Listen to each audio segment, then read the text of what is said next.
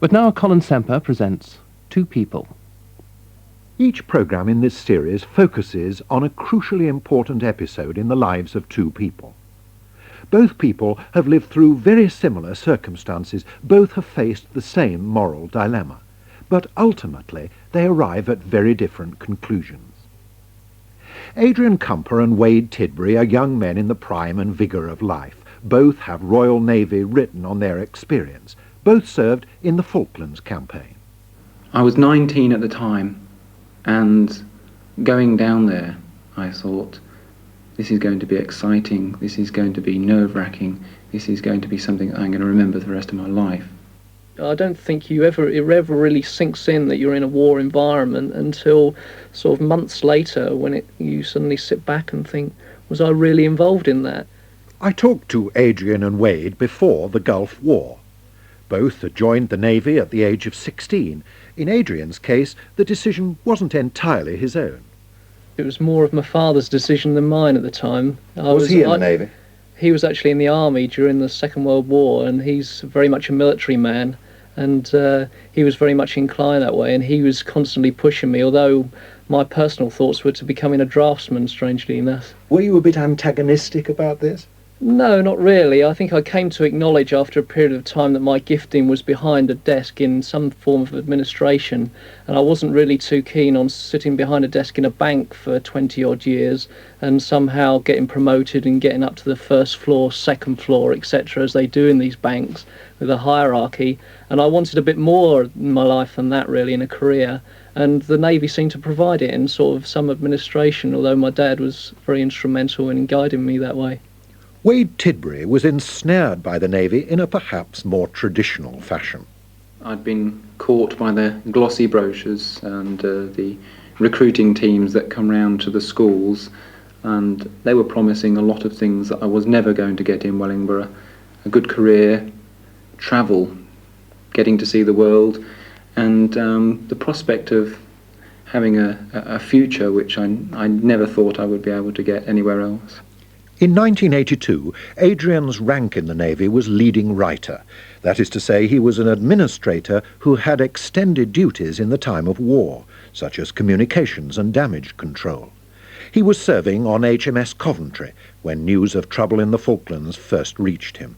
Well, it's quite strange, really, because we were involved in an exercise in the Mediterranean with HMS Sheffield and quite a few other ships there, and we were on our way back for Easter leave.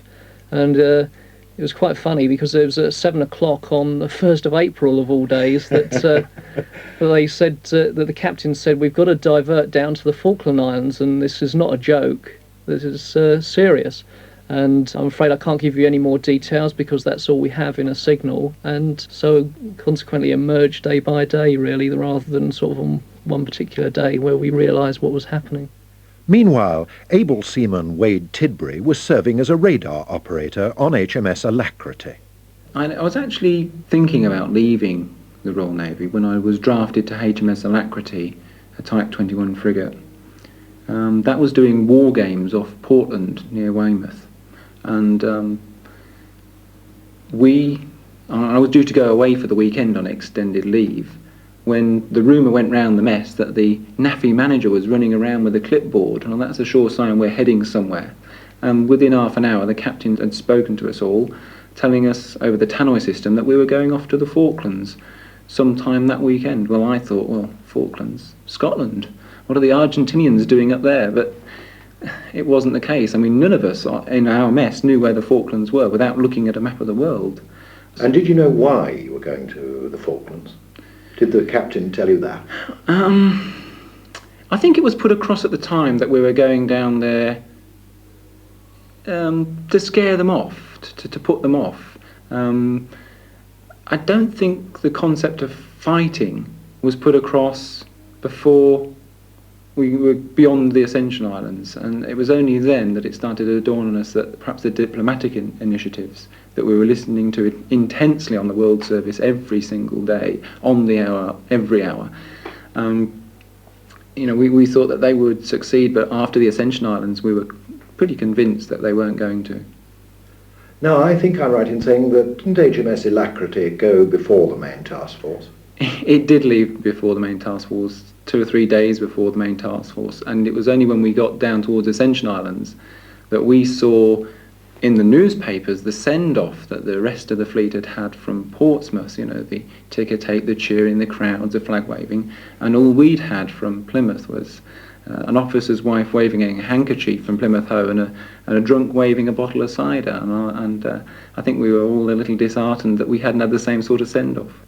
As the tension grew, military exercises became stark reality. For Adrian Kumper, there came the sudden realization that peacetime was no more.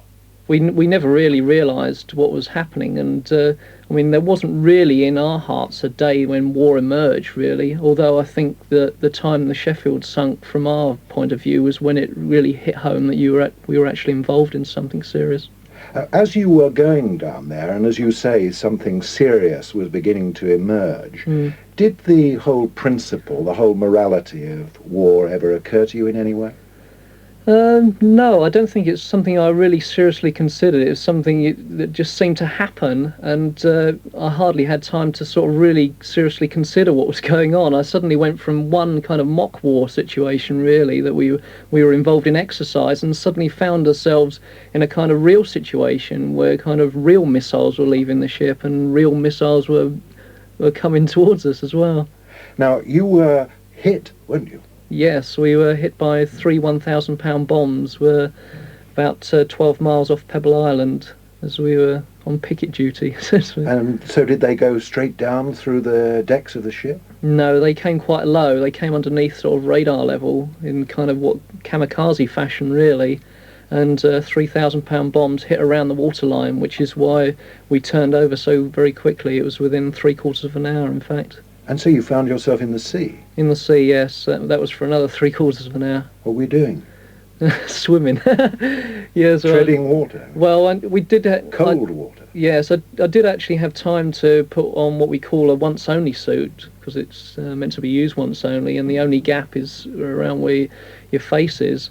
And that's supposed to give you enough protection, and your life jacket, which would keep you afloat, but it was still jolly cold. And you must have seen colleagues, friends of yours, killed, because I know that people lost their lives on HMS Coventry when she went down. Yes, there was somebody right next to me who died, but it was difficult to get any impression of what was going on, because as soon as the ship was hit, the ship was in total darkness, really. So you couldn't really see or appreciate what was happening. And in fact, I only picked up what was happening around me when we went on to another ship, when we got transferred and got dragged out of the water. So I didn't actually know what was the chap next to me had sort of been killed, because they were just in darkness and just fumbling around. You couldn't tell whether somebody was alive or dead or whatever.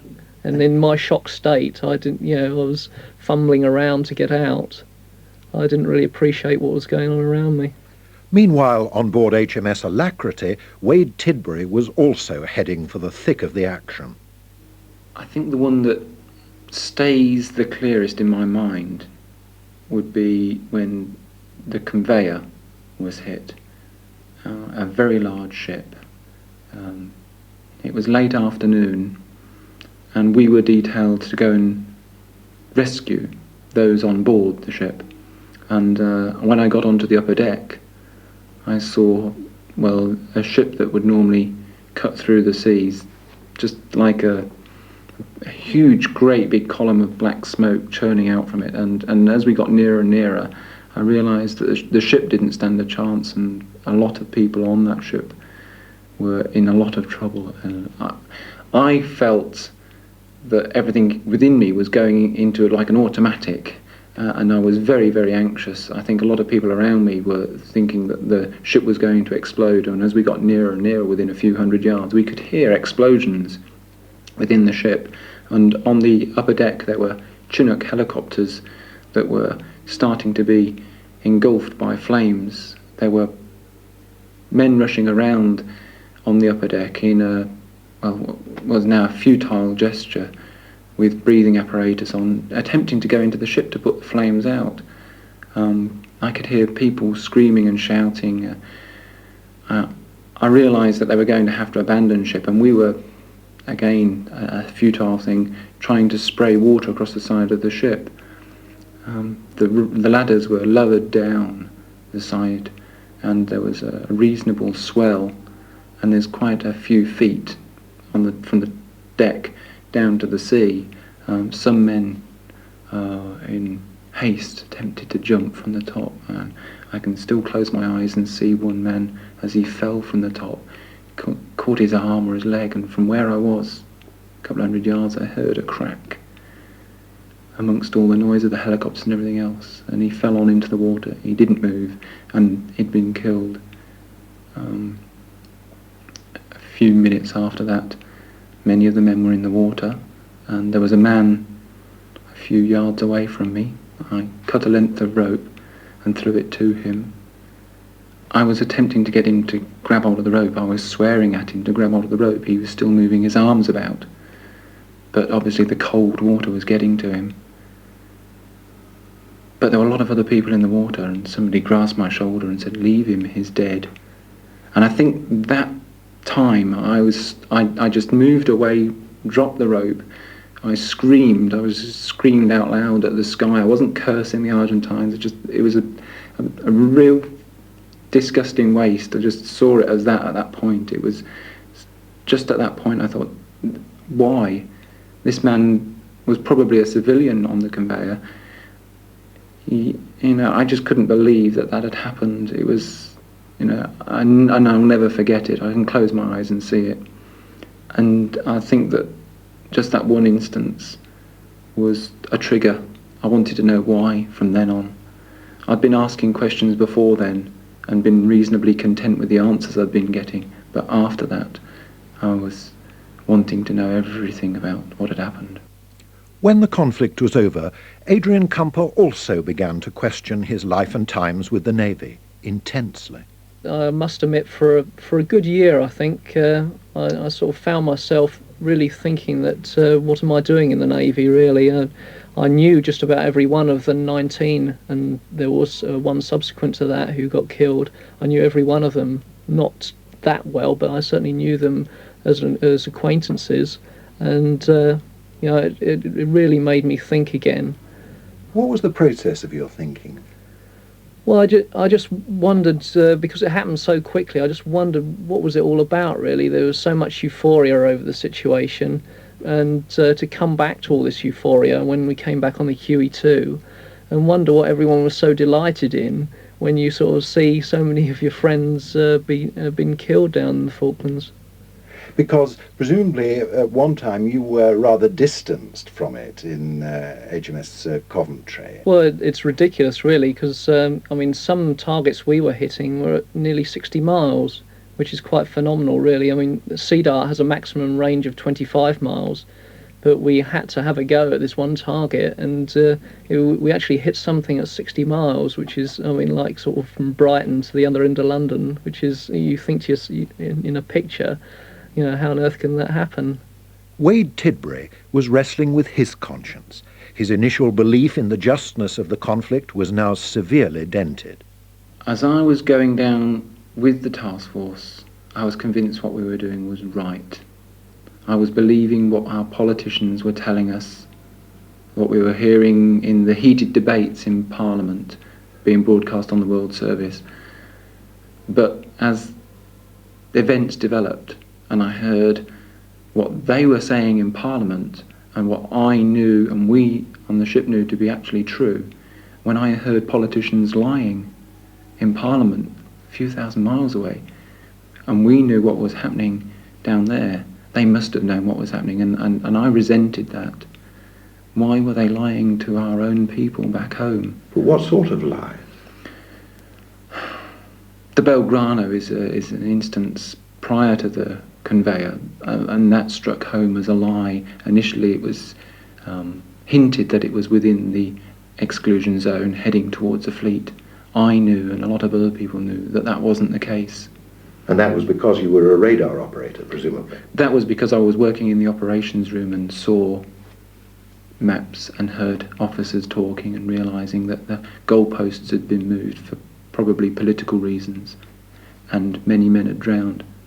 Now, you had an experience on the conveyor, or around the conveyor, that obviously had a profound effect upon you, because I can see you reliving it even now. Did you come to think that this wasn't a just war then?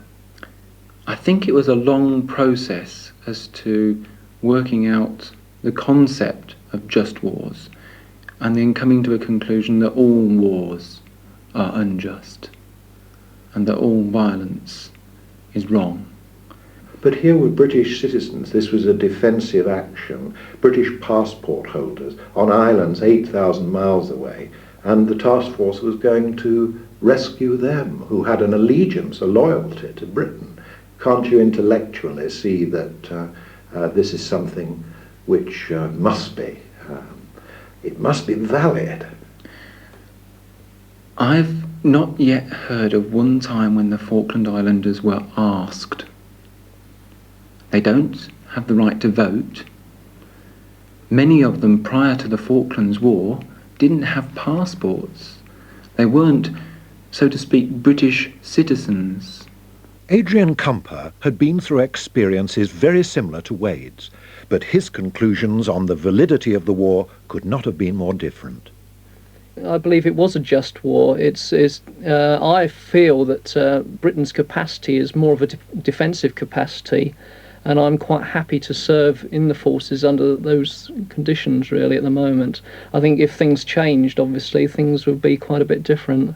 But you weren't defending Portsmouth or London, were you? Sure, yes. That's obviously very debatable, but I believe, the Falkland Islands were British, and although that is debatable over history, I know we held it up to 82 for 150 years, and we believed it was ours. And I think if the situation was reversed, I wouldn't feel happy if Britain went and suddenly, say for the Falkland Islands was Argentinian and they had their people on the island. I think I would, if the roles were reversed, I'd probably feel a bit unhappy if we went and took the whole islands by force. Do you feel that we should have pursued the diplomatic channels more, and the discussion and the negotiation more over the Falklands before we sent the task force?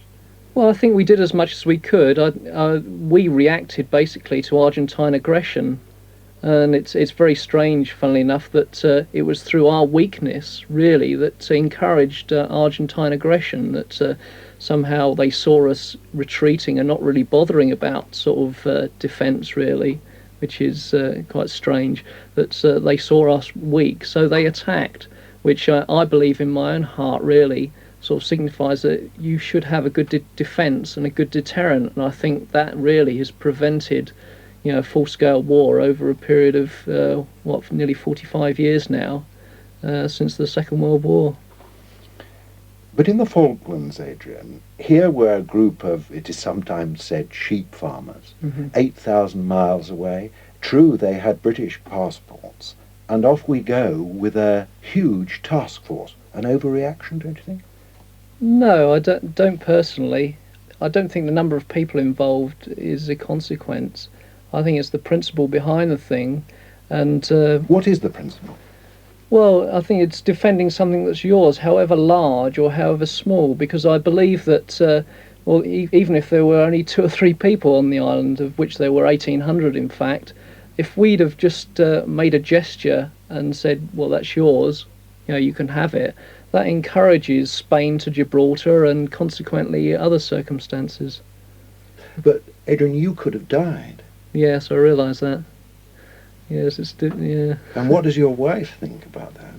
Well, I didn't actually know her then, but yes, she appreciates that now. And in fact, we had quite a sort of serious questioning when during our courtship whether I was going to stay in the Navy or not.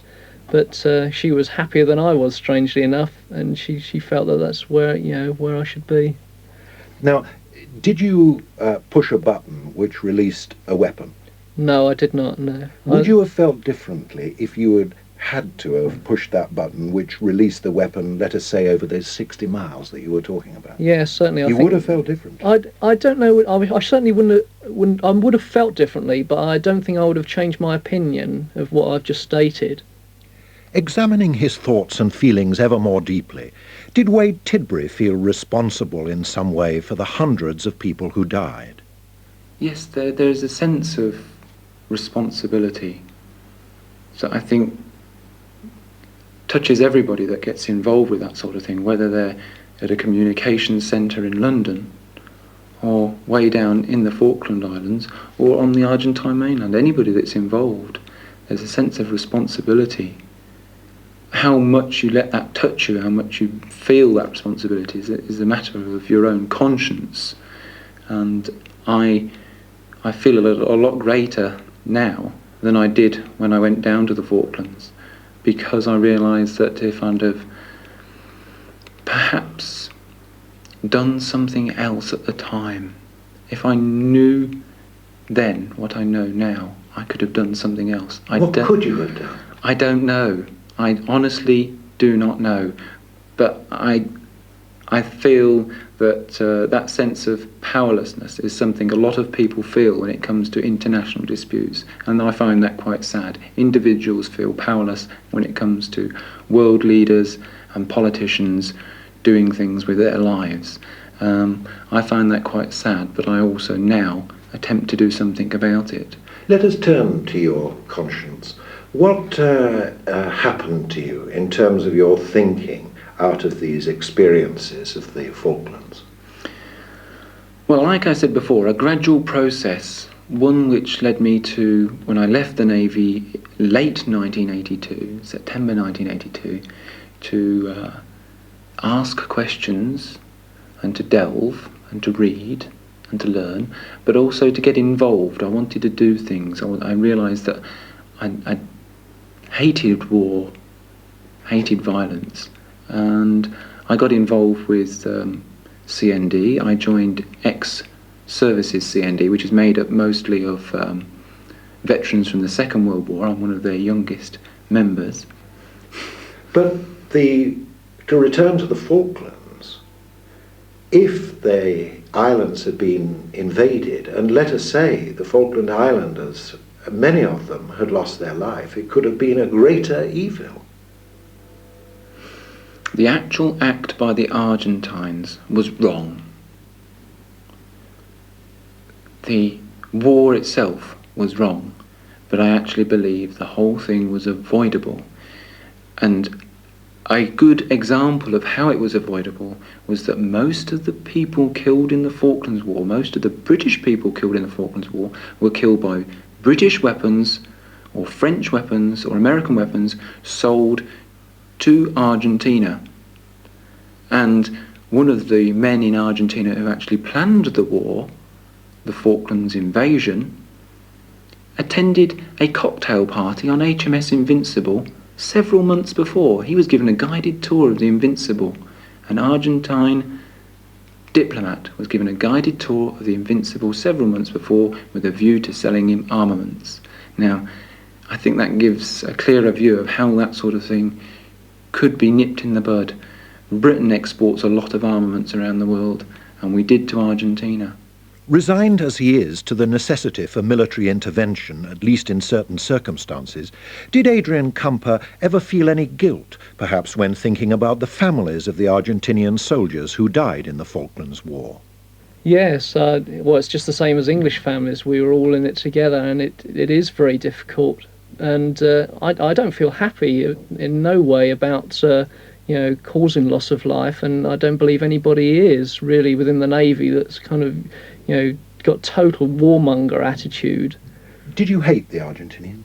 Certainly not. No, I wouldn't. Not personally. I mean, not even really for what they did.